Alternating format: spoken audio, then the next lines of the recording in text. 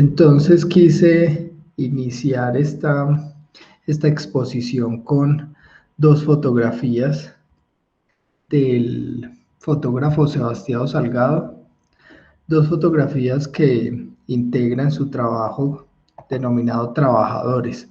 Es un trabajo que realiza entre el año 1986 y el año 1992.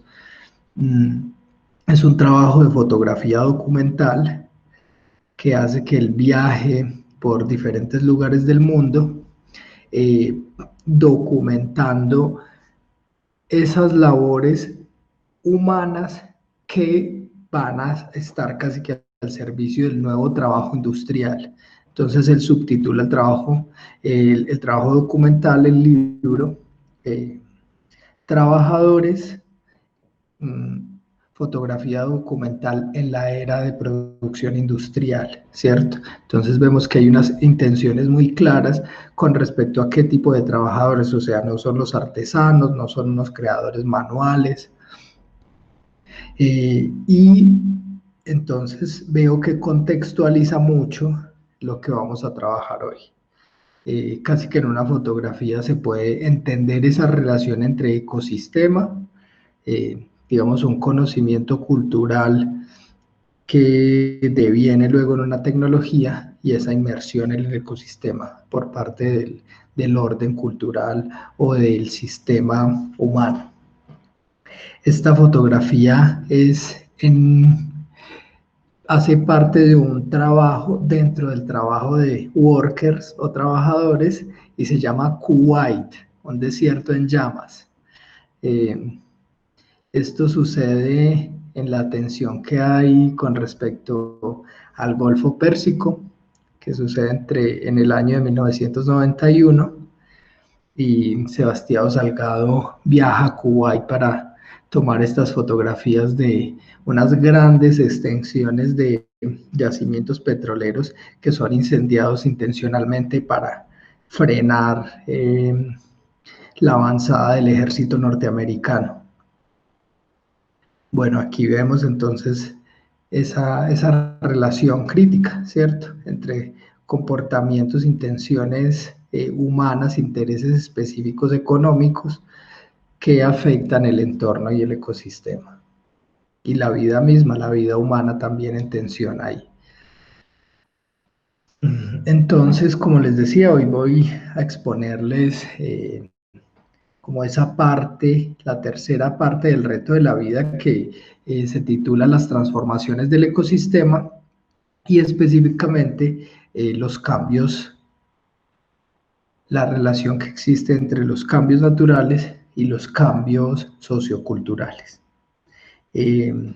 Continuamos con la defensa de la tesis que afirma que la crisis ambiental actual no se limita al cambio climático, como ya les he comentado en otras ocasiones, y además es una relación existencial que se establece entre el ecosistema y la cultura, o los ecosistemas y las culturas. Las culturas, para existir, dependen de las condiciones de posibilidad que permite el ecosistema. Entonces, en este punto vamos a buscar las diferencias entre las condiciones ambientales y los problemas ambientales ocasionados por el hombre. Entonces, se va a aclarar, digamos, con este título inicial que están visualizando, vamos a aclarar una idea.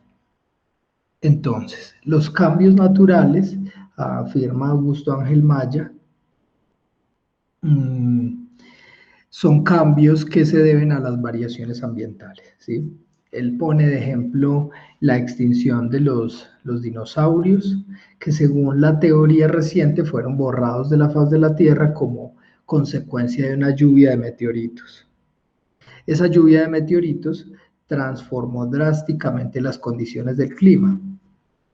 Las variaciones de los sistemas vivos, entonces, que ocurren como consecuencia de esas variaciones ambientales.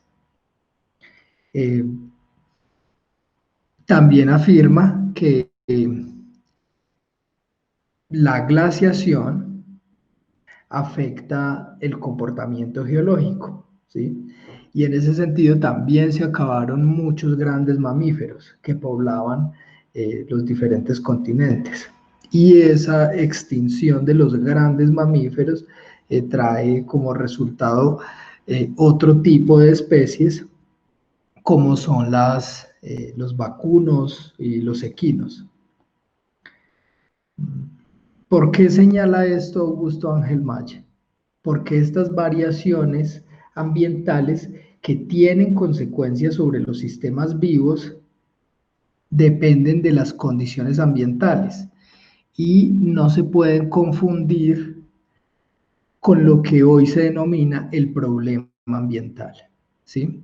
Esto es algo importante para diferenciar que hay unos comportamientos casi que naturales que no son denominados o que no están integrados dentro del actual problema ambiental.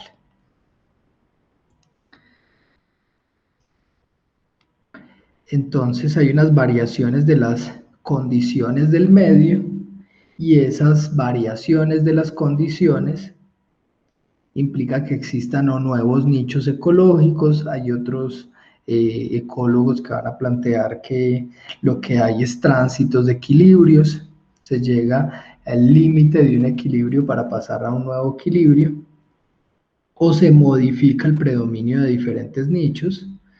Entonces, en digamos que las glaciaciones, la disminución de los grandes mamíferos, la extinción de los saurios, lo que llevan es a la aparición de nuevas especies, ¿cierto? Como ya les decía. Los saurios permitieron que prosperaran los herbívoros y los carnívoros y se desplazaron zonas de vida. Otro ejemplo de un cambio natural, de una variación ambiental, es el desplazamiento de las capas tectónicas, eh, que lo que hacen es crear montañas o que hayan comportamientos volcánicos, ¿sí?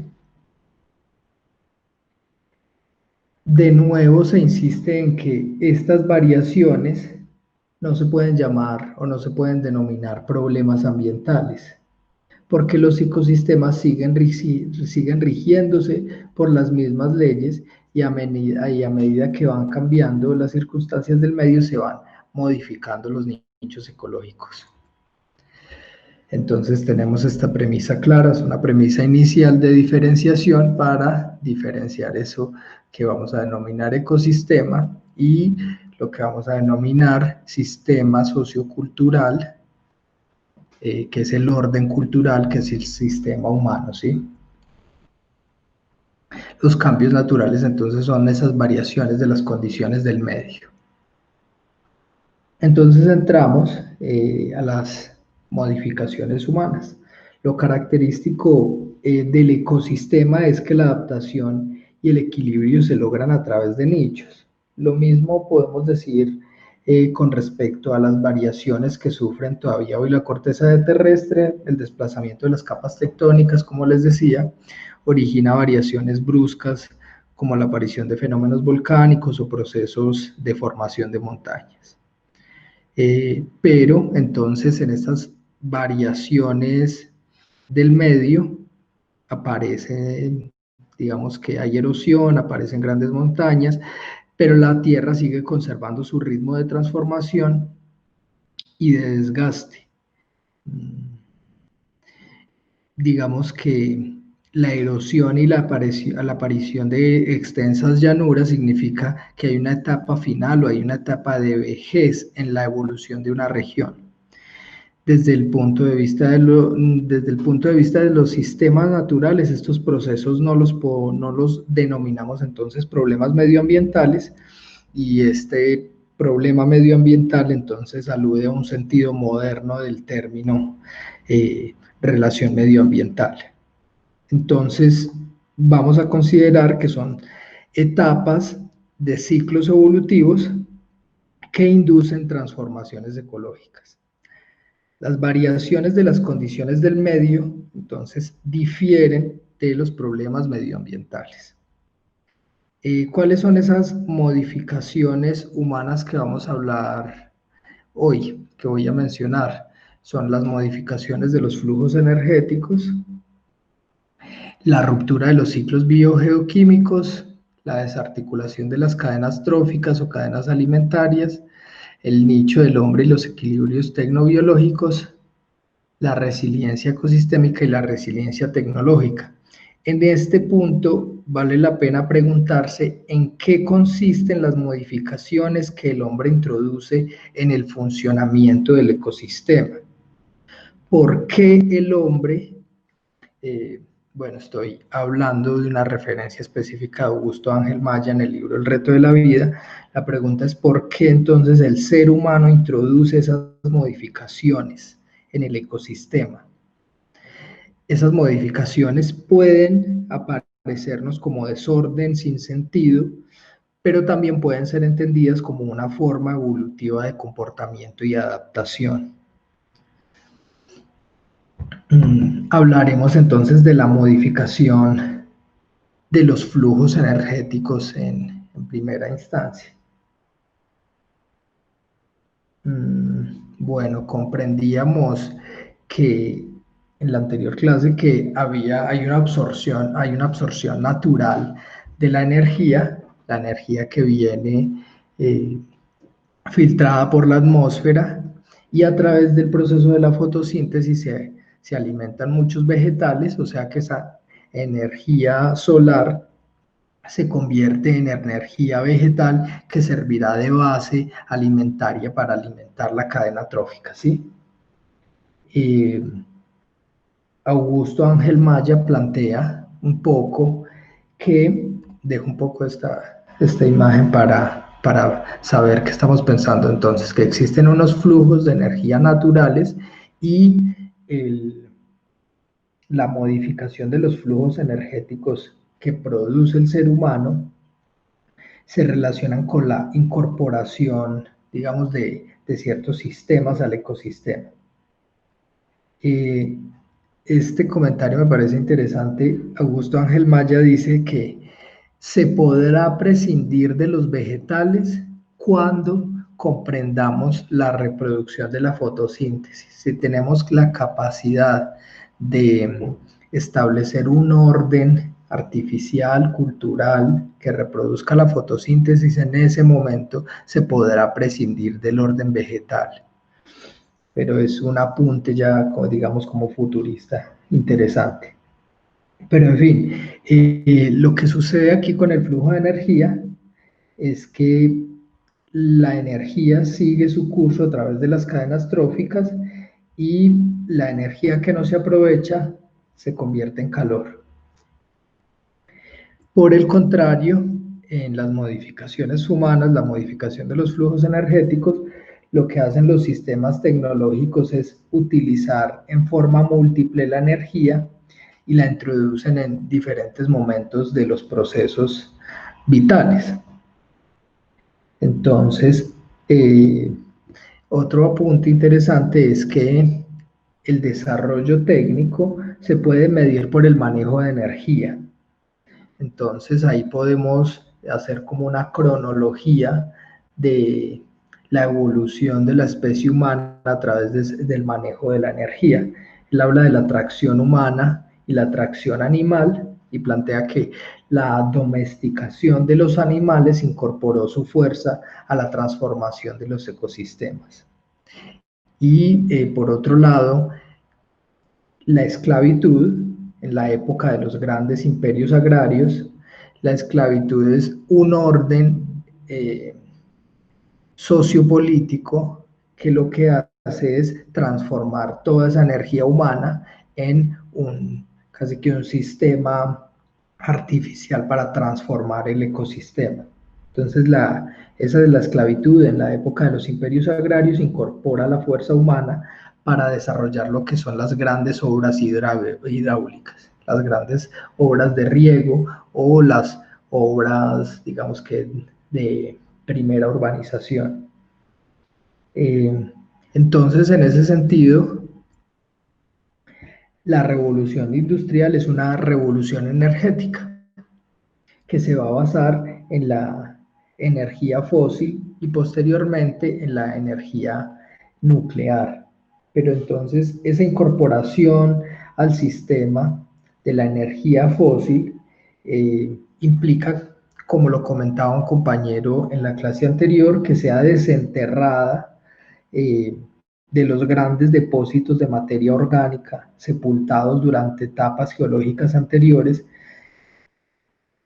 Ese de desenterrar los cementerios de la naturaleza, que finalmente es líquido espeso atrapado en recipientes naturales de rocas, es energía solar convertida en energía orgánica.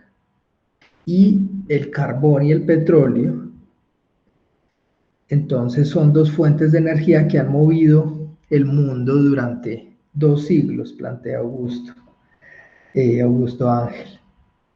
Entonces, la industria y la vida moderna no serían, digamos que no podríamos entenderla sin el petróleo y el carbón, porque han movido las máquinas, han impulsado los vehículos, han puesto a volar los aeroplanos.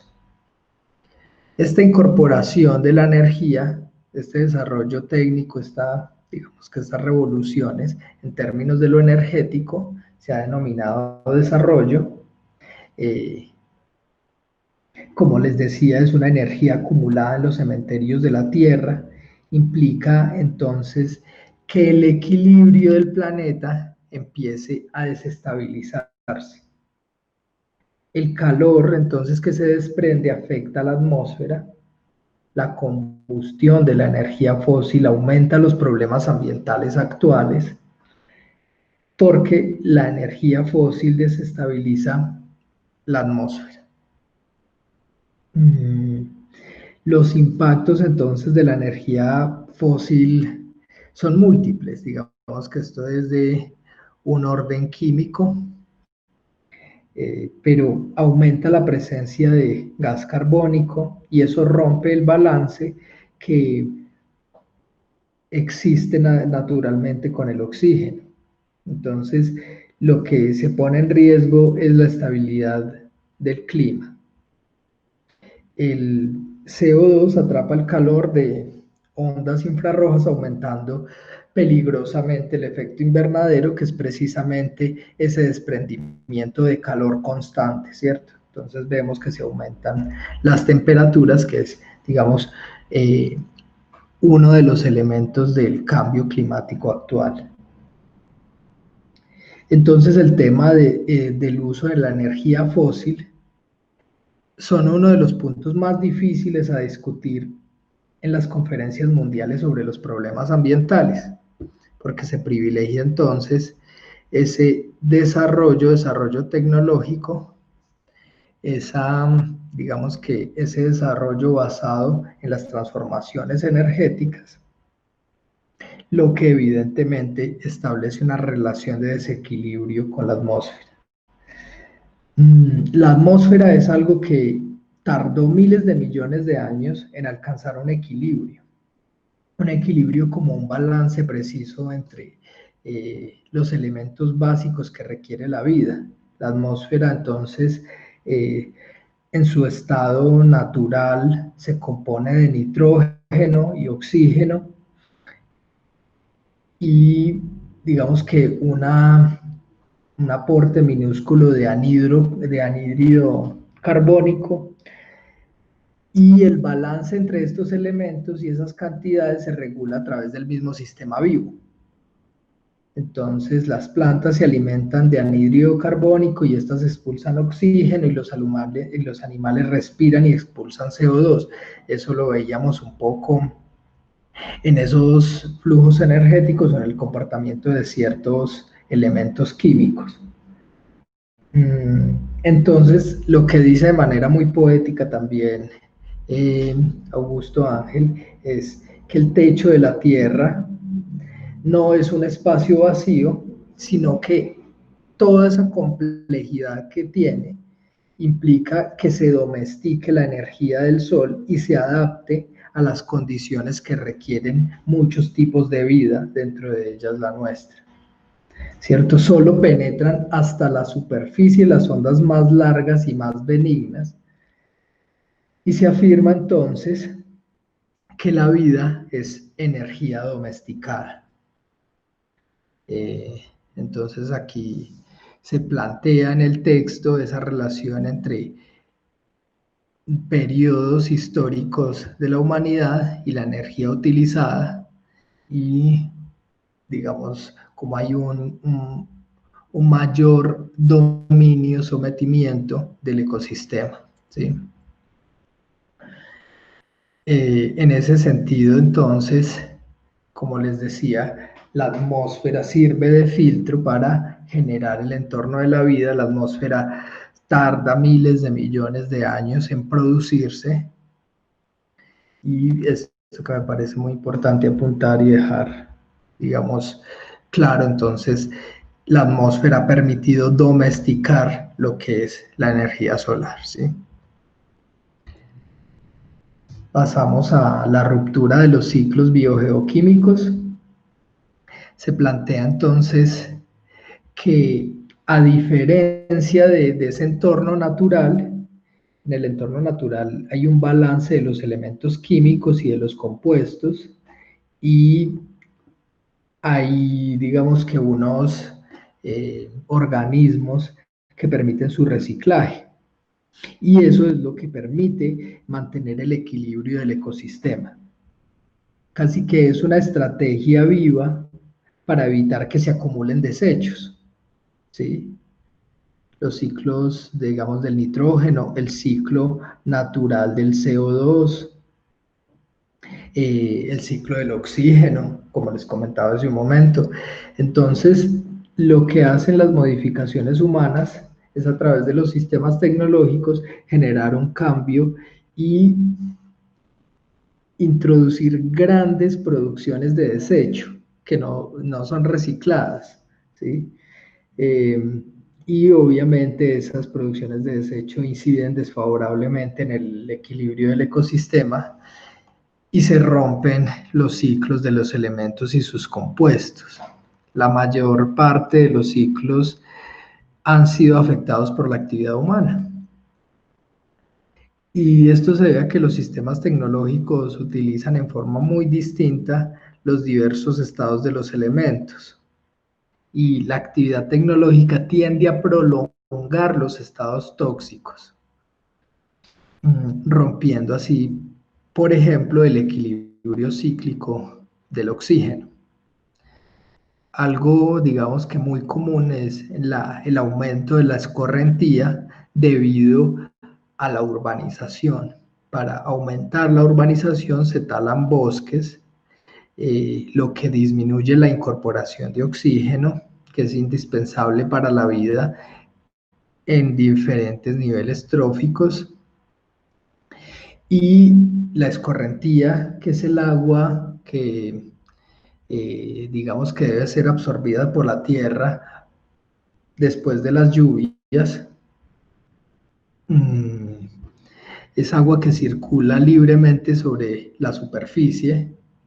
Lo que está haciendo no es alimentar entornos, sino ir directamente o convirtiéndose en desecho directamente, debido a nuestros canales artificiales, que es el alcantarillado.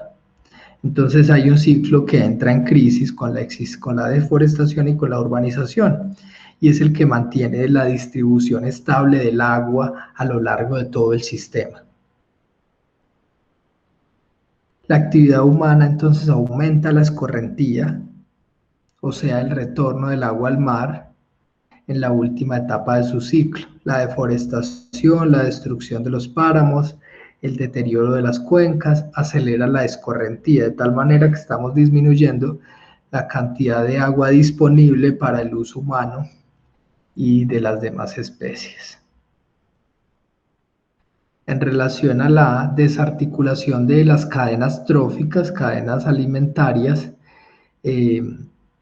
aquí se ve el efecto de la actividad humana directamente. La actividad humana modifica los niveles ascendentes y descendentes de las cadenas tróficas. Aquí un poco lo que es esta pirámide de la vida, o esa relación los niveles tróficos donde las plantas, ¿cierto? El sistema vegetal alimenta muchos de los consumidores primarios, como se denomina aquí, pero entonces lo que vemos es esa relación entre el flujo de la energía, que establece casi que una base de la pirámide de la alimentación, que es el orden vegetal, que va a alimentar muchos seres vivos y que va a permitir la existencia de otros seres que son los que dependen de la carne de estos herbívoros. Y a través de la descomposición, entonces hay un círculo virtuoso de, digamos que, de transformación de la energía y de la materia. Con la actividad humana se modifican los niveles ascendentes y descendentes de la escala de alimentos y se impide la distribución de la energía a lo largo del sistema. Augusto Ángel Maya nos dice que esto sucede desde el Neolítico, con la agricultura y la domesticación de los animales, como formas permanentes de subsistencia de la especie humana. Queda, digamos que en entredicho un poco ese comportamiento del ser humano. Ya les voy a explicar este elemento de las plagas y la maleza, y digamos, esa incorporación del ser humano en las cadenas tróficas. La agricultura es entendida como una selección de especies vegetales sobre otras, y a la hora de hacer esa selección, el ser humano, para satisfacer sus necesidades sociales como alimento, vestido, que ahorita están satisfechas a través de la industria, la agricultura entonces lo que hace es introducir una preferencia de unas especies vegetales sobre otras. Aquí queda entonces resaltada la palabra otras, ¿cierto? Antes de la agricultura, esas otras, o sea, antes de la selección preferencial, convivían dentro de una comunidad vegetal, cumpliendo cada una función correspondiente a su nicho ecológico. Esas otras especies vegetales se suprimen y el ser humano no tiene más remedio que suprimir las otras especies para que no compitan por los nutrientes del suelo, ¿sí? Así en la agricultura se les denomina a esas otras especies vegetales como maleza. Este término de maleza es un término que no tiene significado dentro del orden ecosistémico, porque dentro del orden ecosistémico cada especie cumple una función en la conservación global del equilibrio. Entonces ya tenemos un elemento que es la maleza. Al mismo tiempo, al multiplicar una de las especies, el hombre está ofreciendo alimento a organismos que se alimentaban de ella. En esta forma, el hombre rompe el equilibrio poblacional del ecosistema. La especie que encuentra cada vez más alimento se multiplica rápidamente, ¿sí? Y aparece una nueva competencia para el hombre o para el ser humano dentro de la escala alimenticia. Y a esta especie se le dará el despreciativo nombre de plaga. Plaga, un término que tampoco puede aplicarse dentro del orden ecosistémico. Y en ese sentido el ser humano buscará exterminar cualquier animal, cualquier ser vivo que compita con la comida que él ha cultivado para su propia subsistencia. La domesticación de los animales tiene efectos similares. La mayor parte de las especies escogidas por el hombre están en el nivel de herbívoros y cumplen con una serie de condiciones que les son de gran utilidad. Los herbívoros no compiten con el ser humano por el alimento, sino más bien transforman todo ese orden vegetal, todas las hierbas, todo el pasto, ¿sí? en en proteína. Entonces el ser humano utiliza también la fuerza animal para las labores que hubiese tenido que realizar él. Entonces, al domesticar los animales, el hombre se tiene que encargar de su alimentación, tiene que aumentar las praderas, derribando bosques, la población humana entonces y sus necesidades van a aumentar en la medida en que se va introduciendo la agricultura y la domesticación de animales, ¿sí? Entonces crece la población humana y crece una población vegetal y crece una población animal domesticada. A esto se lanza una crítica al crecimiento poblacional, que entonces no se debe solo al crecimiento humano, sino que por cada ser humano se cuentan una o más cabezas de animales, ¿cierto? O de ganado vacuno o de especies domesticadas para su disfrute y además especies vegetales. Estos dos elementos de plaga y, de plaga y maleza nos van a permitir también entender esas diferenciaciones, esa introducción de la diferencia humana dentro del orden ecosistémico, lo que es algo pues totalmente incoherente, pero también se va a relacionar con comportamientos políticos. Esos dos elementos me parecen muy importantes para lo que puede ser las propuestas críticas de expresiones artísticas más adelante que espero desarrollar. En relación a el nicho del hombre y los equilibrios tecnobiológicos, el ecosistema está articulado por nichos, cada especie cumple una función precisa, una función en términos de la transmisión de la energía o en términos del reciclaje de elementos que son desechados por otras, o cada especie cumple una función en relación a la conservación del equilibrio global, cada especie se adapta al medio, entonces solo a través de su nicho. Esto en cuanto al orden ecosistémico, ¿sí? Pero entonces el orden ecosistémico no se comporta, o más bien el orden cultural no se comporta igual que el orden ecosistémico. En cuanto al orden cultural, el equilibrio debe ser controlado de forma artificial por la actividad humana. Entonces hay que tener en cuenta aquí que entonces ya hemos domesticado diferentes especies vegetales que hemos seleccionado y privilegiado, y también hemos seleccionado y privilegiado la existencia de unas especies animales, ¿sí? Ahí ya hay un equilibrio, nosotros entonces estamos a cargo de ese orden vegetal y ese orden animal. Ese es el resultado, digamos que el nicho creado por el hombre, ¿sí? Por eso aquí se habla del nicho del hombre, o lo que serían esas condiciones artificiales o esas condiciones culturales de existencia. Lo que quiero dejar claro es que deben ser controlados por la actividad humana. Y si se deja de controlarlo, el equilibrio alcanzado se desploma y se vuelve a recuperar entonces el equilibrio o el orden ecosistémico. Pensemos fácilmente en una finca abandonada, ¿cierto?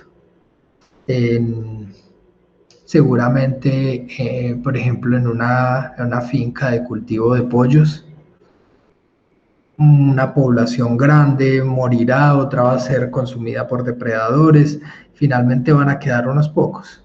Entonces, ese es el equilibrio ecosistémico que se introduce. Por otra parte, si el impacto ha llegado a deteriorar en forma grave el suelo, las formaciones vegetales que existían allí, bueno, no podrán recuperarse o tardarán en recuperarse. En ese sentido, entonces, el ser humano maneja y controla la totalidad del ecosistema o gran parte de él, de tal manera que el equilibrio global depende cada vez menos del balance de los mismos nichos y cada vez más depende de los mecanismos tecnológicos incorporados al sistema por la actividad humana. Entonces, a través de la actividad agraria o forestal, el ser humano ha modificado la mayor parte de las zonas de vida. La mayoría de los bosques se han convertido en suelos fértiles, se han reemplazado por cultivos, ¿sí? Los bosques. En nuestro caso se denominan bosques, pero sabemos que tiene un comportamiento más selvático. Igual les ha sucedido entonces a diferentes praderas. Las hierbas originales van siendo reemplazadas, puede ser por el trigo, por la caña, por el café, y se introduce lo que va a ser el monocultivo, ¿cierto? O cualquier otro tipo de cultivo artificial, que son cultivos que no se regulan de manera complementaria a través de los nichos, sino que tienen que ser controlados en forma artificial por la actividad humana. Si no hay un control, no hay un equilibrio y se retorna entonces a ese orden ecosistémico. O sea que casi que el orden cultural, el orden humano, pende de un hilo constantemente, ¿sí? Y debe o implica un compromiso alto, que son las ocupaciones cotidianas que tenemos para que ese orden continúe. Y de manera casi que repentina, inmediata, estamos experimentando con la ausencia del ser humano en diferentes escenarios debido al confinamiento. Bueno, ahora el apartado de la resiliencia ecosistema y la resiliencia tecnológica se distingue entonces nuevamente el orden ecosistémico de los órdenes artificiales creados por el ser humano, el sistema humano. Entonces el orden cultural, sistema humano, aquí lo podemos entender como sinónimo, ¿sí?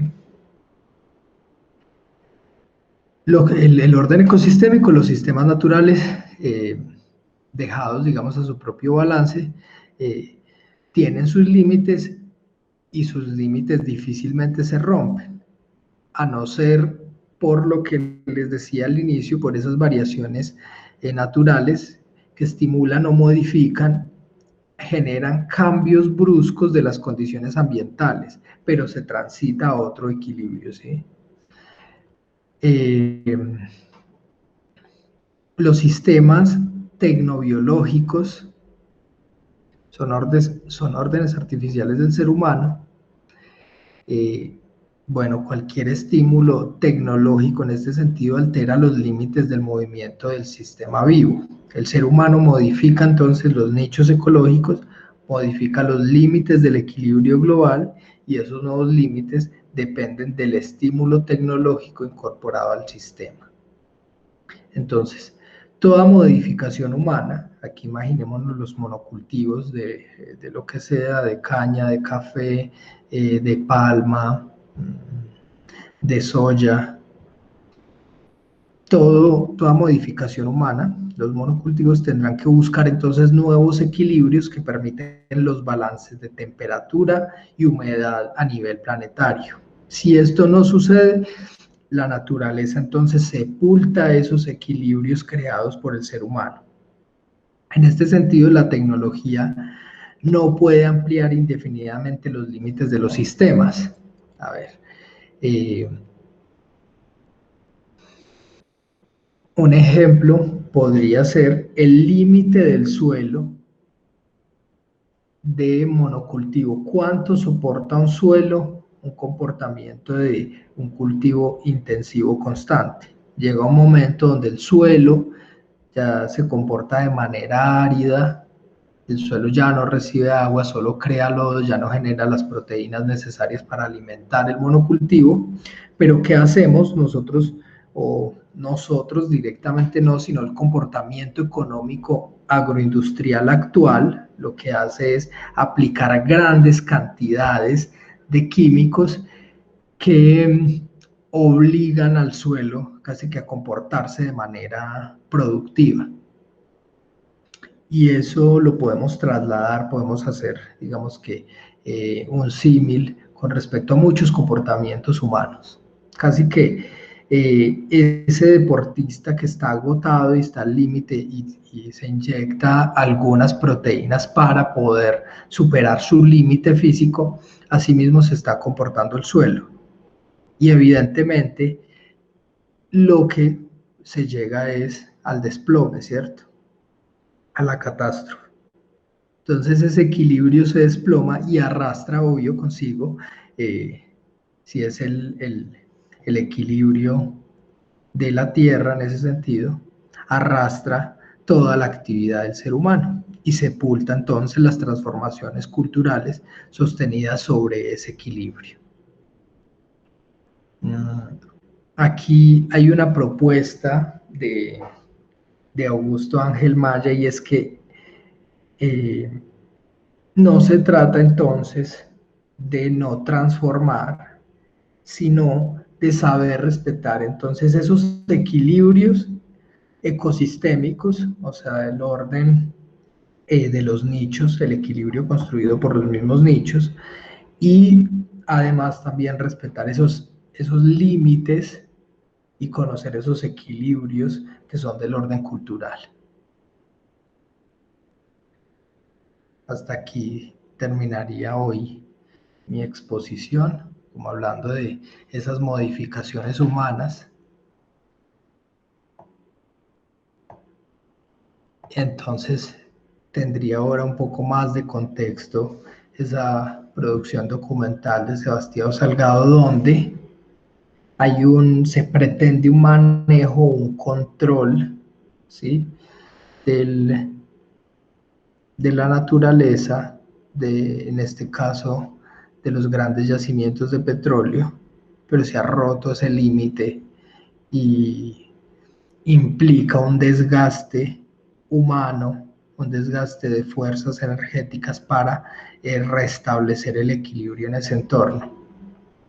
En el documental La sal de la tierra hay un apartado de quizá unos 10 minutos donde se dedica a este desierto en llamas que es Kuwait, y digamos cómo todo ese escenario ecosistémico es devastado por la perforación, digamos, de petróleo para que generara ese caos y poder, o sea, casi que es utilizado el yacimiento de petróleo como elemento de guerra para expulsar a la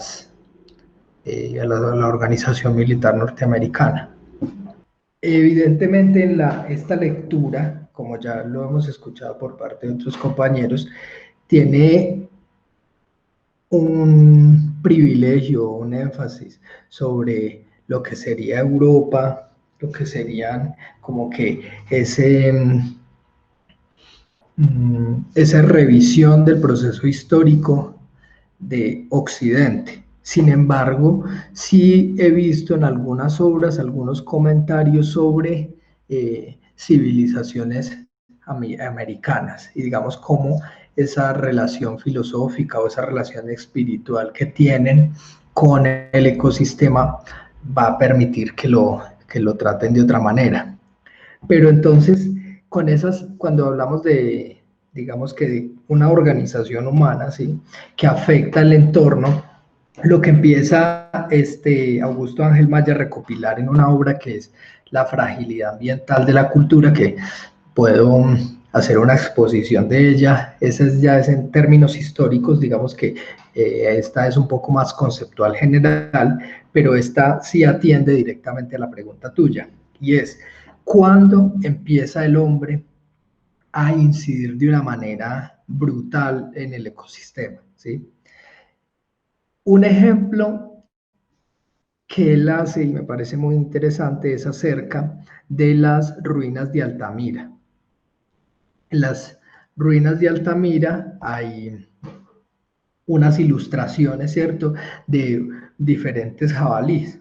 Entonces, lo que se plantea es que hay en la inscripción, digamos, del jabalí, que hace parte del orden real, del orden tangible, del orden, digamos que ecosistémico, que lo podemos ver y tocar, el jabalí se representa ahí para poder cazarlo. Cuando el hombre empieza a hacer estas abstracciones en la cueva, o sea, lo que empieza es a llevar al plano de la idea su comportamiento cotidiano, es decir, la caza ya se representa.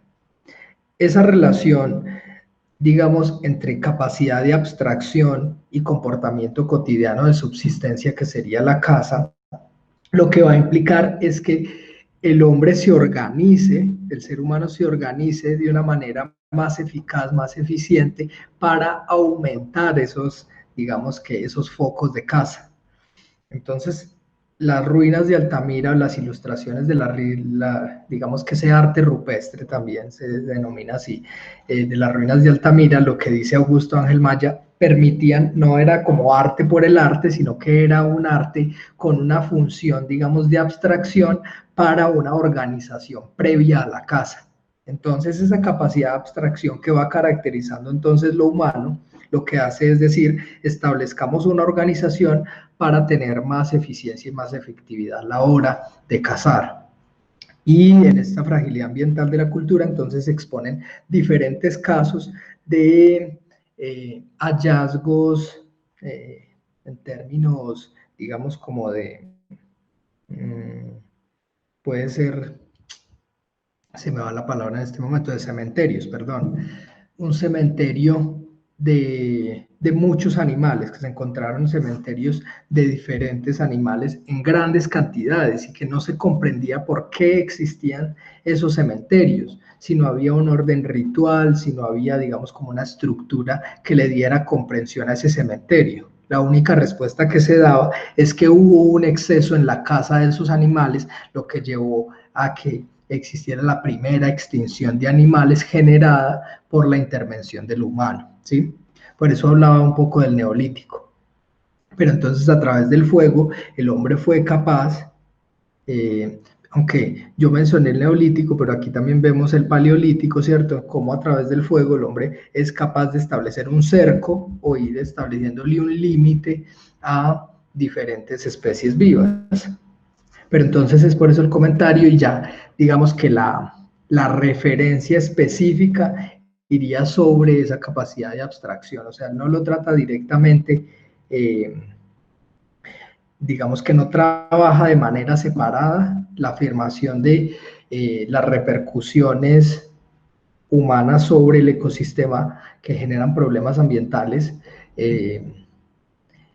vienen directamente por este comportamiento, sino que él trabaja, hay un proceso de abstracción, hay un proceso de comprensión, digamos, del grupo, hay casi que hay una organización humana nómada que está ya, digamos que estableciendo una organización para poder subsistir. En ese sentido es un poco la referencia. Y por eso la propuesta pues, nos parece interesante y seductora porque plantea el problema no ambiental no es necesariamente actual ni un tema de moda. El problema ambiental es un problema existencial en ese sentido. O sea, desde que existimos como seres humanos, que no tenemos, digamos que no nos adaptamos al nicho, sino que lo único que tenemos es la cultura y los sistemas tecnológicos para poder transformar y para poder tomar los elementos necesarios y existir. Entonces, en la medida que transformamos el ecosistema, siempre tendremos, como les decía al final, unos límites construidos, unos límites artificiales que tendremos que mantener. En ocasiones, los límites artificiales culturales superarán los límites del ecosistema. Y ahí veremos, por ejemplo, otro elemento importante, él habla de las pestes de los grandes imperios agrarios, y en ese apartado de los imperios agrarios, él habla un poco de lo que sería el imperio azteca y también lo que tú comentabas, lo que sería ese control poblacional en los banquetes caníbales de los aztecas. Y Un otro elemento que va más allá o que es previo a la revolución industrial, digamos que debacle en términos ecosistémico y digamos de ruptura del equilibrio, es cómo se empiezan a desbordar las aguas del río Nilo a través de regadíos artificiales para alimentar lo que es todo el imperio faraónico. Sí, eso también lo comenta un poco en el capítulo que es sobre los imperios agrarios en la fragilidad ambiental de la cultura, que si les interesa, tenía el debate también con la profesora Adriana de si incorporarlo aquí o era saturar mucho de información. Lo que queremos en digamos que en esta propuesta, el curso con cronotopías es incorporar más claridades que dudas y confusiones. Pero entonces, eh, si así lo cree necesario, podríamos dedicar un espacio para ampliar esa mirada que no se sitúa sobre la revolución industrial como punto, digamos que de inicio del debacle o del problema ambiental, sino que ve en muchos comportamientos socioculturales una relación de devastación con el ecosistema, ¿sí? Eh, entonces, bueno, igual esto lo tenemos como historia ya incorporada desde el cristianismo, las plagas del antiguo Egipto. Ya sabemos entonces que la plaga no es un castigo divino, sino que por el contrario la plaga es el comportamiento casi de subsistencia. Si privilegiamos un vegetal, todos estos insectos que dependían, pueden ser de los gases que emite ese vegetal o que nacen, digamos, como especie protectora de ese vegetal, pues si privilegiamos ese vegetal en grandes extensiones, entonces vamos a ver que existe una proliferación, un aumento excesivo de esos insectos que se alimentan o que dependen de ese vegetal. Entonces, claro, vamos a ver ese comportamiento de plaga que nos aterroriza, ¿cierto? Porque no lo comprendemos, pero digamos que esta relación o esa incorporación de los nichos es la que nos permite entender los equilibrios y cómo el romper los equilibrios a través de la selección, la domesticación, lo que va a hacer es generar ese problema ambiental. Ya la cuestión aquí sería, obviamente, la energía utilizada en términos de fuego, viento, tracción animal, no generaban el impacto que se está generando con la energía fósil, ¿sí? O sea, no generaban los desechos masivos. Eh, por ejemplo, no va a ser igual, no van a ser igual las ruinas o digamos que los cementerios creados después de todo este consumo cárnico que se representan las ruinas de Altamira, ¿cierto? No va a ser igual que la devastación de los mares o que los grandes monocultivos, pero sí se hablaba, digamos, como de 3.000 ejemplares, por ejemplo, de especies que se consumieron en ese momento.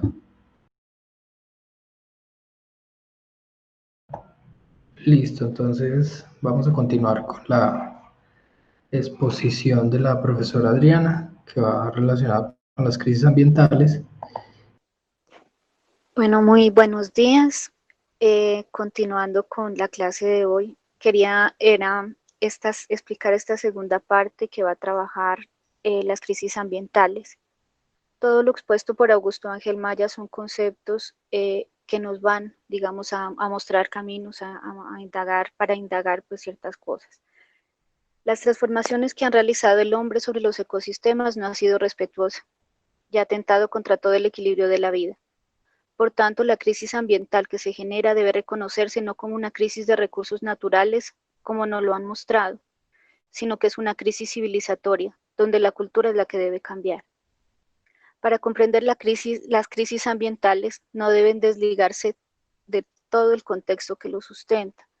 No se puede hablar como si los ecosistemas se enfermaran ellos mismos, sino que se debe sustentar a partir de las prácticas humanas en relación con los ecosistemas, como ya lo había expresado Augusto Ángel, que van desde la forma de ver el mundo y las relaciones con los ecosistemas, con las economías que nos rigen, de nuestras políticas, de las relaciones sociales y de nuestras prácticas cotidianas. Todo esto en conjunto evidencia cómo hemos estado habitando nuestro planeta. Continuamos. Tenemos algo fundamental, digamos, en nuestra concepción de ver el mundo. Los problemas ambientales no solamente porque existan per se, sino que también traen detrás ciertos discursos o ciertas formas de pensar que son constitutivas también de todo lo que las actividades que nosotros hacemos. La forma en que comprendemos el mundo influye en todas las actividades que realizamos. Una relación que ha hecho un daño profundo es la relación objeto-sujeto, que proviene de la ciencia, quien se encarga de conocer el mundo a través del método científico, siendo el sujeto el investigador y el objeto lo que va a investigarse. Esa relación evidencia que el sujeto puede disponer del objeto. Esa relación se presenta en el caso de la naturaleza, quien se ve reducida a un objeto o una cosa, versus el hombre, que es el sujeto racional superior que dispone de esa naturaleza. De aquí se explica la relación de dominio que ha tenido el hombre con todos los ecosistemas, incluyendo animales y plantas. No existe una relación de cercanía y respeto como si lo hacen otras culturas, como las comunidades ancestrales que ven la naturaleza como la Pachamama. Continuamos. Esta visión de mundo, junto con la industria, muestran el dominio total que se tiene sobre los seres vivos, a tal punto que hemos convertido su estadía en esta tierra no de disfrute, sino de sufrimiento. En la diapositiva podemos ver dos fotografías. Annie MacArthur es una fotógrafa canadiense que se dedicó a fotografiar el sufrimiento animal. La gallina ponedora de hoy en día solo es, después de todo, una máquina de conversión muy eficiente, que transforma la materia prima, sustancias alimenticias, en un producto acabado, el huevo, descontando, por supuesto, los gastos de mantenimiento. Esto es tomado de la revista Agropecuaria. Esto es lo que, digamos, lo que se convierte, el objeto en el que nosotros convertimos a toda la naturaleza y a todos los animales. Aquí está el peligro de nosotros creernos superiores y tener dominio sobre los demás seres vivos que nos acompañan en el planeta. Al atardecer, el Redentor se da una vuelta por los corrales de ganado, por los establos, posilgas, cuadras y gallineros. Quiere echar una mirada a su lugar de nacimiento, saludar a los animales, entre los que una vez durmió, empañarle su primer sueño. Todo ha cambiado. Los animales lo contemplan a través de rejas, humillados en su cautiverio, con angustia y desesperación en los ojos. Lo reconocen, le gritan, vuelve a nacer, Redentor, nace para nosotros, se te llevaron los hombres, te cuidaron bien. Este es un poema que lo escribe Eva Kilpi en Animalia 1987, justamente para mostrar las condiciones en las que están sometidos estos seres en el planeta. Continuemos.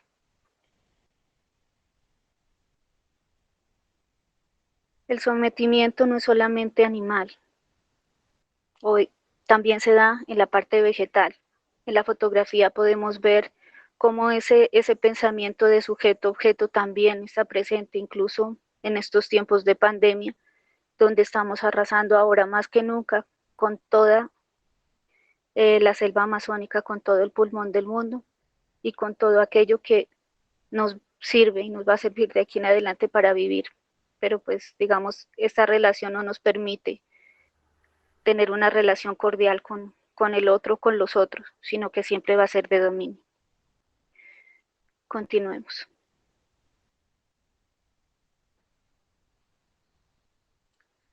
Nuestra economía ha evolucionado a pasos agigantados después de la entrada de la gran industria.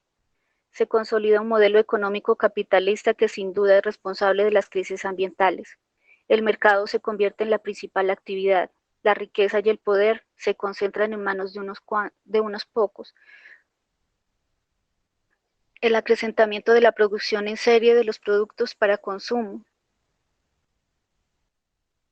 Y ahí en la fotografía podemos ver, este es un fotógrafo que toma las imágenes aéreas, y lo que está evidenciando ahí es la desigualdad, en este caso en México, donde nos muestra al lado derecho todas las sociedades que viven en abundancia o que tienen más posibilidades de obtener dinero, y en el lado izquierdo está toda la otra parte, donde está, donde se refleja pues la pobreza y donde se reflejan muchísimas más cosas.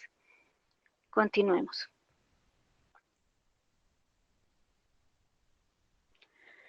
Hay algo que también, digamos, nos incita en cada momento, sobre todo en el modelo económico en el que estamos vigentes, y es esa capacidad que tienen ellos de llamar al consumo, de invitar a cada momento al consumo. Hay, digamos, por ejemplo, lo que se llama la obsolescencia programada, que me gustó mucho esta fotografía que ustedes están viendo, porque es un fotógrafo que se ganó un premio justamente por mostrar esta fotografía como la obsolescencia. La obsolescencia programada siempre pues la hemos visto con todos nuestros electrodomésticos, con todas las cosas que nosotros tenemos diarias que reducen su vida útil para que nosotros podamos seguir consumiendo. Por ende estamos pues generando, digamos, más daños a los ecosistemas porque necesitamos que otra vez vuelvan y se produzcan, sin contar pues con el desecho, que ya cuando no lo utilizamos termina siendo basura y termina contaminando ríos y digamos otros ecosistemas. En la fotografía me gusta muchísimo que esto, digamos, el fotógrafo lo quiere expresar de otra manera. Él la obsolescencia la toma con estas dos personas, que no es, digamos, incluso, que no es nada descabellado, porque incluso en nuestras sociedades, los adultos, los adultos mayores, como los llamamos ahora, también resulta siendo obsolescencia, porque ya muchas sociedades ya no les sirve, ya no hacen parte de la producción, ya no pueden, ya no hacen parte o ya no tienen la capacidad para seguir produciendo. Por este motivo ya, digamos, es desechado de todas las actividades. Continuemos. Hay algo que es muy importante también, digamos, en toda esta instauración de la crisis ambiental, porque la crisis ambiental eh, conlleva, digamos, a la percepción, pero también algo que es muy importante, que son los discursos. Eh, Nosotros nos enfrentamos a varios discursos, obviamente uno es el que se instala para todos, que es el que implementa el modelo capitalista, pero también hay otros que están acompañándolo, que son los discursos del desarrollo y ahora del desarrollo sostenible. Estas dos, tanto el desarrollo como el desarrollo sostenible, incluso pues el desarrollo sustentable, que termina siendo lo mismo que desarrollo sostenible, se instauran y, y lo que hacen es agudizar la desigualdad, donde la diferenciación principal que ellos realizan es entre lo que se llama países desarrollados y países subdesarrollados, que nosotros seguimos repitiendo estos mismos términos en nuestro lenguaje. Y muchas veces creyéndonos de que somos subdesarrollados, ya asumiendo este subdesarrollo como si fuera algo que no es posible tener, como que la única fin y el único método y la única utopía es alcanzar a los países desarrollados. Esta utopía de querer ser como ellos, de querer ser desarrollados, trae una consecuencia, algo que es supremamente imposible, porque se necesitarían 6 o 7 planetas más para alcanzar que todos consumamos como lo hacen el primer mundo, los países, los que llamamos países desarrollados. Esto lo que explica es que son justamente ellos, digamos, los que más están consumiendo el planeta, y también son los que producen los mayores desechos en el mundo. Ustedes pueden ver en la imagen un fotógrafo, se llama Greg Segal. Él lo que hace es, al igual que yo no sé si ustedes alguna vez vieron las fotografías antes lo hizo sobre la comida, tomaba, digamos, fotografías de todo lo que se consume una familia en una semana. En este caso lo que él hizo fue tomar fotografías de todos los desechos que una persona produce en 7 días.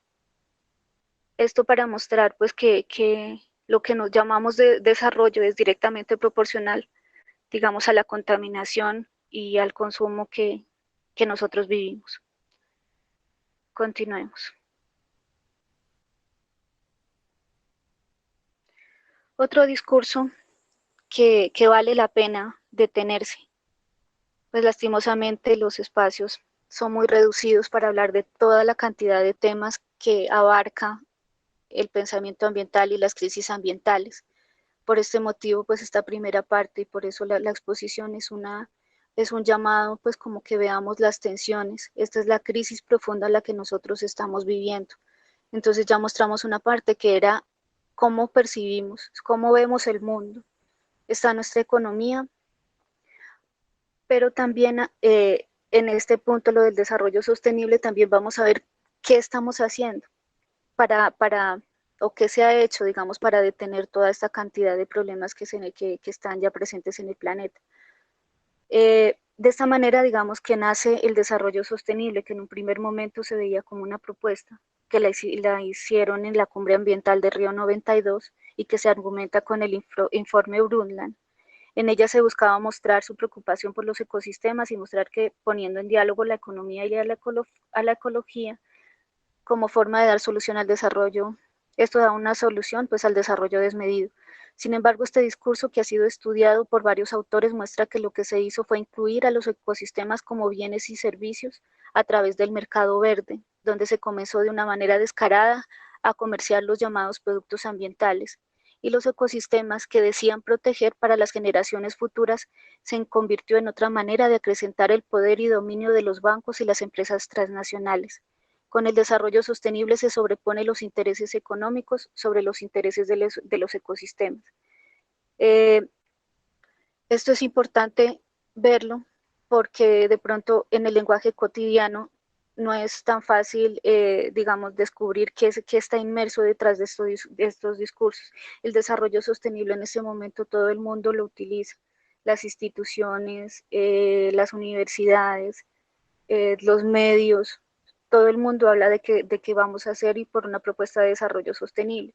Sin embargo, lo que se quiere evidenciar acá es que ese discurso tampoco funciona. Ese discurso lo único que está haciendo es confundir y simplemente lo único los únicos beneficiados siguen siendo los mismos de siempre, que son los bancos, las transnacionales y pues todos los que tienen el poder y dominio en este momento. Continuemos. Este discurso del desarrollo sostenible la adoptan incluso varias empresas transnacionales que realizan daños ambientales irreversibles sobre las geografías por la contaminación y el deterioro territorial, producto de los procesos extractivos con los cuales se emplean tecnologías como el fracking, se usan materiales pesados como mercurio y cianuro y se implementan estrategias de deforestación, desvío de fuentes hídricas, destrucción de la producción agrícola, de pan coger con el argumento de intensificar la extracción de materiales no sería posible. Estas empresas se encuentran aliadas con las estructuras políticas del país que se valen de promesas como escuelas, carreteras para que las comunidades les permitan entrar. Esto beneficia a los empresarios, pero no a las comunidades ni a la naturaleza. Afortunadamente, el proceso de concientización se ha hecho cada vez más fuerte y las comunidades ahora más que nunca se están uniendo en defensa de la tierra y ya han comprendido las implicaciones de permitir el ingreso de estas actividades. Como se muestra en la diapositiva. En la diapositiva vemos, este es lo que promulga la Anglo Gold Ashanti, que es la que está presente, digamos, en nuestro país y la que tiene en este momento varias concesiones mineras. Entonces ahí, digamos, ellos muestran, por ejemplo, en esas imágenes cómo ellos sí trabajan por sus empleados, cómo ellos, en la segunda fotografía, cómo sí trabajan con las comunidades, cómo ellos, digamos, sí están presentes sí tienen en cuenta la diversidad, dicen ellos, porque tienen una persona afrodescendiente en una de sus fotografías, o porque dice que sí cuidan y son y protegen el medio ambiente. Incluso ellos dicen que tienen un reconocimiento por ser, digamos, por ser parte o por haber cumplido todos los protocolos del desarrollo sostenible. Entonces, digamos, esto se va convirtiendo en una falacia donde todas las instituciones se pueden apropiar de ese discurso y esto no es conveniente, sobre todo para las personas que estamos trabajando la parte ambiental, para que las demás personas sí comprendan cuál es el verdadero significado pues, de estos discursos. Sigamos.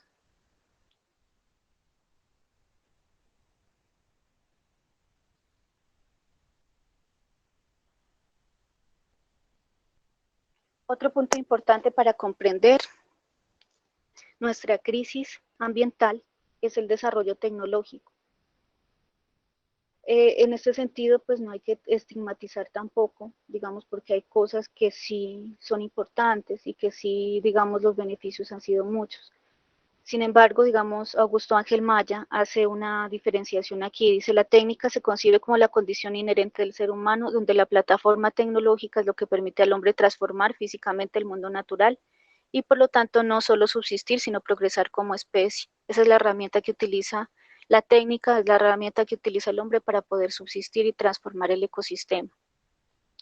Así el hombre ante todo es un animal tecnológico y esa es posiblemente su diferencia más visible y significativa que lo distancia de las demás especies. Sin embargo, lo que se puede, digamos, vislumbrar acá es que la técnica como herramienta de evolución humana no tiene problema.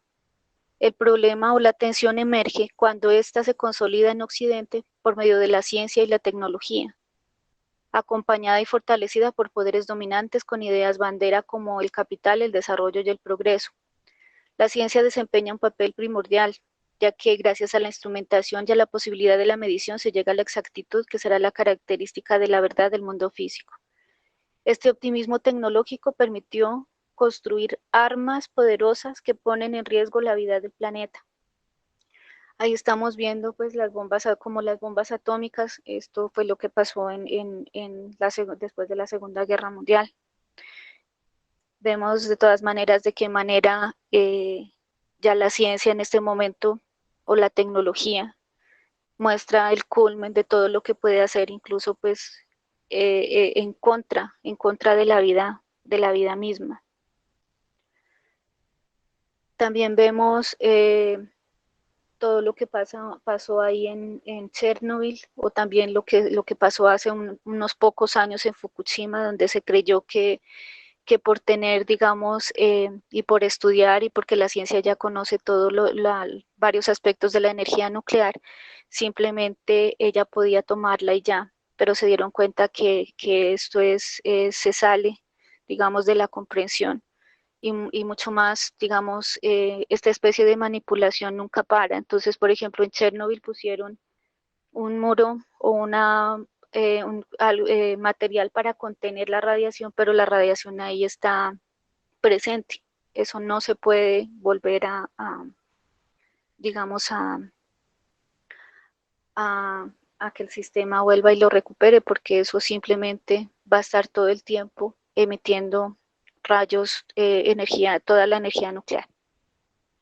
Lo mismo pasó en Fukushima. En Fukushima también después de un tsunami, mueve los laboratorios donde estaban contenidos los materiales radioactivos y por más que el hombre dijo que tenía esa seguridad de poder controlarlo, pues no pudo finalmente y esas emisiones están y siguen estando, no porque uno no lo nombre, no están en la naturaleza, claro que sí, eso está y ya está, digamos, en todos los mares del planeta. Los movimientos ecológicos ya han alertado sobre los desvaríos que puede tener la razón calculadora e instrumental, en ese caso toda la tecnología, que paradójicamente se ha enloquecido, dicen muchos autores. La tecnología, por tanto, no ha estado al servicio para apoyar a dar solución a las crisis ambientales, sino que al contrario, lo que se han dedicado es a servir a estos modelos económicos y a sus poderes. Esto lo vemos pues también con toda la manipulación genética que ya tenemos en este momento, como los alimentos, como continuemos, como los alimentos, los seres vivos, todos ya son manipulados genéticamente. Otro punto del que quería hablar un poco era de nuestras relaciones sociales y culturales, porque todos estos sistemas y todos estos discursos están permeados en todas las actividades que nosotros tenemos, en este caso también las sociales y las culturales. Se vuelven cada vez menos profundas, como ya lo decía Bauman, basadas en el consumo y lo superficial, guiados como también lo afirma Risman, que es un escritor, un ecologista español, dice el tiempo se nos está agotando. En la diapositiva podemos ver cómo esto es un fotógrafo que ahí lastimosamente ahí no apareció la cita, pero ya les digo de quién se trata. Así es, Eric Pickersgill. Este fotógrafo lo que hace es mostrar de qué manera nos estamos, la tecnología ya está tan metida en nuestras vidas que ya nos hemos vuelto tan dependientes de los aparatos tecnológicos. En este caso, pues lo que él hizo fue quitar, tomó la fotografía y quitó, digamos, en la fotografía justamente este aparato para que nosotros viéramos en qué posiciones estamos. Es una fotografía súper interesante. Ahí nos muestra de todas maneras pues cómo las personas hemos dejado de interactuar entre nosotras para dedicarnos a estar la mayoría de tiempo con estos dispositivos tecnológicos.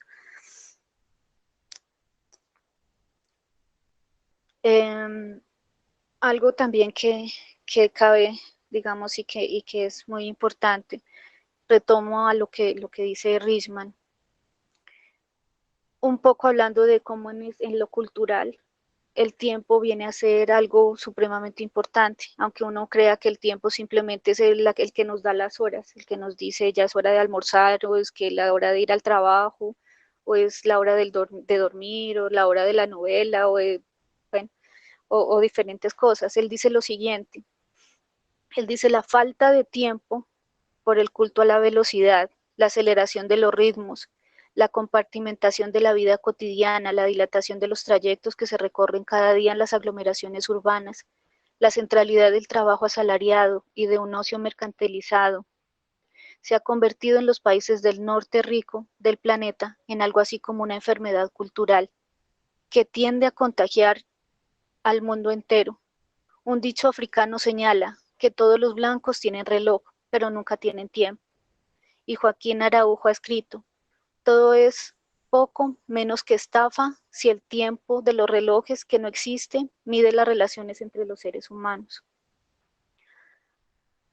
Aquí hay un texto muy importante que también nos lo dice Risman con respecto al tiempo de los europeos y el tiempo de los africanos. Él dice lo siguiente, les voy a leer el fragmentico porque me parece supremamente importante lo que él dice, justamente para evidenciar estos dos tiempos, el tiempo del consumo y el otro tiempo que es el que nosotros tenemos que alcanzar un día o reconocerlo, por lo menos que existe. El europeo y el africano tienen un sentido de tiempo completamente distinto. Los europeos están convencidos de que el tiempo funciona independientemente del hombre, de que su existencia es objetiva, en cierto modo exterior, que se halla fuera de nosotros y que sus parámetros son medibles y lineales. Según Newton, el tiempo es absoluto, real y matemático. El tiempo transcurre por sí mismo y gracias a su naturaleza transcurre uniforme y no en función de alguna cosa exterior. El europeo se siente como su siervo, depende de él, es su súbdito. Para existir y funcionar tiene que observar todas sus férreas e inexorables leyes, sus exorcetados principios y reglas. Tiene que respetar plazos, fechas, días y horas, se mueve dentro de los engranajes del tiempo. No puede existir fuera de ellos. Entre el hombre y el tiempo se produce un conflicto insalvable, conflicto que siempre acaba con la derrota del hombre. El tiempo lo aniquila. Los africanos perciben el tiempo de manera diferente. Para ellos el tiempo es una categoría mucho más holgada, abierta, elástica y subjetiva. Es el hombre el que influye sobre la horma del tiempo, sobre su ritmo y su transcurso. Por supuesto, solo aquel que obra con el visto bueno de los antepasados y los dioses. El tiempo incluso es algo que el hombre puede crear, pues por ejemplo, la existencia del tiempo se manifestó a través de los acontecimientos, y el hecho de que un acontecimiento se produzca o no, no depende sino del hombre. Si dos ejércitos no libran batalla, esta no habrá tenido lugar, es decir, el tiempo habrá dejado de manifestar su presencia, no habrá existido. El tiempo aparece como consecuencia de nuestros actos y desaparece si lo ignoramos o dejamos de importunarlo. Es una materia que bajo nuestra influencia siempre puede resucitar, pero que se sumirá en el estado de hibernación, incluso en la nada, si no le prestamos nuestra energía. El tiempo es una realidad pasiva y sobre todo dependiente del hombre. Todo lo contrario de la manera de pensar europea, traducido a la práctica. Eso significa que si vamos a una aldea donde por la tarde debía celebrarse una reunión y allí no hay nadie, no tiene sentido la pregunta ¿cuándo se celebrará la reunión? La respuesta se conoce de antemano, cuando acuda la gente. Continuamos.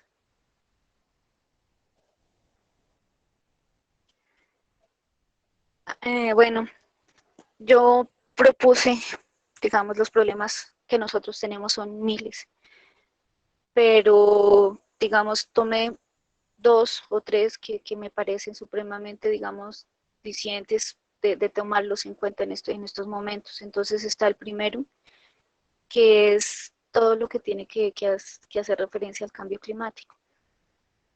Entonces tenemos estas grandes preocupaciones, las grandes preocupaciones para el siglo XXI, como el siglo de la gran prueba o como la era de los límites, nos dice que estamos consumiendo el planeta como si no hubiera un mañana, que lo que hace falta son transformaciones estructurales profundas, casi revolucionarias, y que ya no podemos confiar en que será la generación de nuestros nietos la que les lleve a cabo, porque estamos en tiempo de descuento. ¿Cuál es el problema del cambio climático? El problema del cambio climático es uno de los mayores problemas a los que debemos enfrentarnos. El problema nos conduce a un mundo con 4 grados centígrados más cálido, según predicciones muy optimistas, pero ante el que tanto siguen quitando importancia en nombre de intereses empresariales, intereses que obstaculizan la necesaria disminución de los gases de efecto invernadero, así la escasez de fuentes de energía fósiles que lleva a la agonía de un modelo que se alarga artificialmente vía prácticas como el fracking, en vez de apostar por invertir en el cambio de las renovaciones. El síntoma se llama calentamiento global, pero la enfermedad se llama capitalismo. El problema es que naturalizamos el cambio climático, lo minimizamos y creemos que escaparemos de los desequilibrios que estamos causando en la biosfera de la Tierra. El calentamiento rápido y descontrolado del planeta sería algo tan grave para la humanidad que ha sido comparado con una guerra nuclear. Si no estabilizamos la atmósfera global, reduciendo nuestra dependencia de los combustibles fósiles y acelerando la adopción de nuevas formas de producción y consumo, especialmente nuevas opciones energéticas y de transporte, estarán en peligro numerosos ecosistemas de los que dependen las sociedades humanas y se pueden presentar situaciones graves de adaptación traumática causantes de serios conflictos entre clases y naciones. El peor de los casos, asistiremos al colapso de sociedades enteras, quizá incluso a la extinción de la especie humana. Es necesario comprender que la solución del problema no es considerar el aumento de la temperatura del planeta en 4 grados centígrados, como se propone. Tampoco la incorporación del término cambio climático en todos los ámbitos, ni hablar únicamente sobre los desastres naturales para prevenir y mitigar, porque este no es el problema de fondo ambiental. No es el caso de la industrialización y consumo desmedido por parte de las grandes potencias mundiales las causantes de este evento. Sabemos que las causas del calentamiento climático es la clase de desarrollo económico, más bien mal desarrollo, que ha impulsado el capitalismo en los 2 últimos siglos y que conduce a un uso enorme de combustibles fósiles y el cambio de usos del suelo, sobre todo la deforestación. Y este es el verdadero reto al que tenemos que enfrentarnos. Con la experiencia que ha dejado todo esto, con el seguimiento que se hace, con las cumbres ambientales, lo único, digamos, que nos damos cuenta es que primero, lastimosamente, el discurso ambiental de las cumbres ambientales no ha funcionado. Por eso, digamos, la gran importancia de tener otros espacios, de reflexionar cosas diferentes, de pensar diferente. En 40 años que llevan las cumbres ambientales se han limitado a, a ver el problema. También simplemente en este momento se ha convertido en una reunión donde asisten los presidentes, los empresarios y los banqueros, hacen invitaciones mínimas a las comunidades, sin embargo, todos los votos y todas las voces siempre terminan siendo las mismas. Entonces no tenemos una representación real de que se pueda solucionar o cómo se pueda solucionar el problema del cambio climático. En la fotografía vemos a Félix Condori, de 31 años, alcalde de Yapayopani, que antes trabajaba como pescador junto a un bote en el lecho seco de lo que alguna vez fue el segundo lago más grande de Bolivia. Ahora debe viajar para encontrar trabajos de construcción como medio para ganar dinero, puesto que el lago que definió su cultura y sustento ya desapareció. Esto es una de las cosas que iremos viendo de aquí en adelante, porque pues ya este es uno de los casos que suceden, pero también, digamos, los desplazamientos, las migraciones ya están siendo más evidentes en varios países del planeta. Continuamos. No quería dejar y pasar en este momento, ya que estamos hablando de las crisis ambientales, comentar un poco, reflexionar un poco sobre lo que estamos viviendo ahora del COVID-19. No es, digamos, no se trata de seguir con la filosofía de los medios que lo único que proponen es reinventémonos. Ni siquiera sé qué es la palabra reinventarse en estos contextos, cuando lo único que deberíamos, digamos, el proceso, lo que nos enfrentamos es primero, no sabemos qué va a pasar de aquí en adelante, no sabemos si vamos a poder vivir normal o no vamos a poder vivir lo que llamábamos normal, pero sí es un llamado de atención porque Richman es uno de los autores que ha trabajado en este texto. Él afirma que justamente el COVID y todo este tipo de enfermedades surgen debido a toda la deforestación y al exterminio de animales que nosotros tenemos continuamente.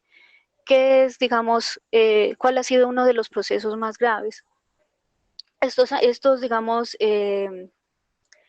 virus, y ellos aprenden a vivir entre su ecosistema. Hay diferentes nichos, digamos, que entre ellos se van equilibrando entre todos los animales que están hasta llegar al hombre. Pero ¿qué pasa? Que ya no existe como esos intermediarios. Todos estos intermediarios, esos animales, ya nosotros nos hemos encargado de exterminarlos del planeta. Entonces no es, digamos, no es una cosa que vaya a pasar solamente ahora y que la vamos a superar y que la vamos a olvidar. Es todo lo contrario. Yo creo que este es el momento en que seriamente tenemos que proponer cosas frente a lo que vamos a hacer en la parte ambiental. ¿Qué tenemos que hacer? Este es el lugar de las propuestas. ¿Qué vamos a hacer de aquí en adelante? Porque esto es un momento de ruptura. Las crisis ambientales en este momento, como lo decía Risman, ya llegaron al límite. Este límite, digamos, ya no tiene vuelta de hoja, no va a pasar. Lo mismo el cambio climático. El cambio climático ya no tiene vuelta de hoja, ya tenemos que convivir con él. Pero digamos, reconozcamos estos espacios que son, digamos, para reflexionar y para pensar qué hacer. Continuemos.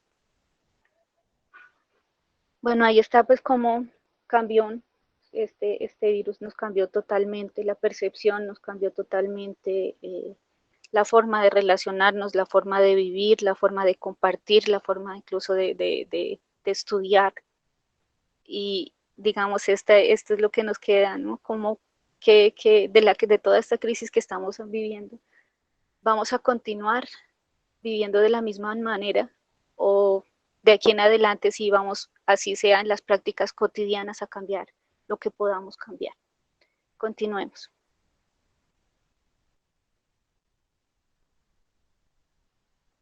Continuemos. Las grandes, pues hice como unas preguntas de cierre, que son, digamos, como los interrogantes sobre qué podemos seguir haciendo, cómo podemos seguir estudiando, cómo podemos afrontar esa cantidad de problemas o por lo menos acercarnos a comprender la crisis que tenemos.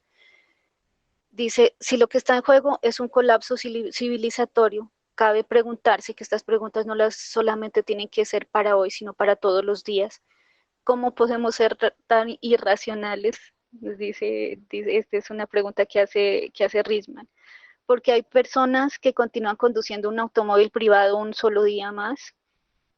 En nuestro caso, ¿por qué continuamos, digamos, utilizando transporte? Ni siquiera utilizamos transporte que tenga energías renovables, sino que seguimos con la que más contamina. Porque hay personas que continúan volando un solo día más, porque hay personas que continúan consumiendo mucha carne un solo día más, porque hay personas que continúan construyendo su identidad sobre el consumo en sociedades de obsolescencia programada un solo día más.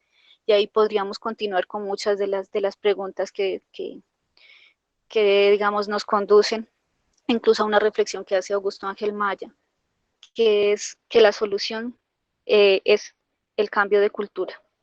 Ese es, digamos, el único punto, o lo único que, si no cambiamos nuestra cultura, que realmente lo que nos hace ser humanos, no podremos llegar a ningún lado. Continuamos. Bueno, yo sí quería terminar, a mí me gusta mucho cuando hablo de las crisis, retomar mucho el texto que digamos lo pone o deja muchas cosas a la reflexión, que es el de Carl Sagan con un punto azul, un pequeño punto azul y pálido. Voy a leerlo y hago el cierre. No sé si se vean las diapositivas, pues lo pequeñitos que somos. Y eso es justamente lo que quería recordarles hoy. Mira el punto. Eso es aquí. Eso es nuestro hogar. Eso somos nosotros. Haya vivido todo aquel de quien hayas oído hablar alguna vez, todos los seres humanos que han existido, la suma de todas nuestras alegrías y sufrimientos, miles de religiones seguras de sí mismas, ideologías y doctrinas económicas, cada cazador y recolector, cada héroe y cada cobarde, cada joven pareja enamorada, cada niño esperanzado, cada madre y cada padre, cada inventor y explorador, cada maestro moral, cada político corrupto, cada superestrella, cada líder supremo, cada santo y cada pecador en la historia de nuestra especie vivió ahí, en una mota de polvo, suspendida en un rayo de sol. La Tierra es un muy pequeño escenario en una vasta arena cósmica. Piensa en los ríos de sangre vertida por todos esos generales y emperadores para que en gloria y triunfo pudieran convertirse en amos momentáneos de una fracción de un punto. Piensa en las interminables crueldades cometidas por los habitantes de un lugar del punto sobre las apenas distinguibles habitantes de alguna otra parte del punto. Cuán frecuente creo que lo leí mal. Pienso en las interminables crueldades cometidas por los habitantes de un lugar del punto sobre los apenas distinguibles habitantes de alguna otra parte del punto. Cuán frecuentes sus malentendidos, cuán ávidos están de matarse los unos a los otros, como de fervientes son sus odios, nuestros posicionamientos, nuestra supuesta importancia, el espejismo de que ocupamos una posición privilegiada en el universo. Todo eso lo pone en cuestión ese punto de luz pálida, nuestro planeta es un solitario grano de polvo en la gran penumbra cósmica que todo lo envuelve. En nuestra oscuridad, en toda esa inmensidad, no hay ni un indicio de que vaya a llegar ayuda desde algún otro lugar para salvarnos de nosotros mismos. Dependemos solo de nosotros mismos. La Tierra es el único mundo conocido hasta ahora que alberga la vida. No hay ningún otro lugar, al menos en el futuro próximo, al cual nuestra especie pudiera migrar, visitar, sí, colonizar, aún no. Nos guste o no, en este momento la Tierra es donde tenemos que quedarnos. Se ha dicho que la astronomía es una experiencia de humildad y yo añadiría que también forja el carácter. En mi opinión, no hay mejor demostración de la locura que es la soberbia humana, que está distante imagen de nuestro minúsculo mundo. Para mí recalca la responsabilidad que tenemos de tratarnos los unos a los otros con más amabilidad y compasión y de preservar y querer ese punto azul y pálido, el único hogar que jamás hemos conocido.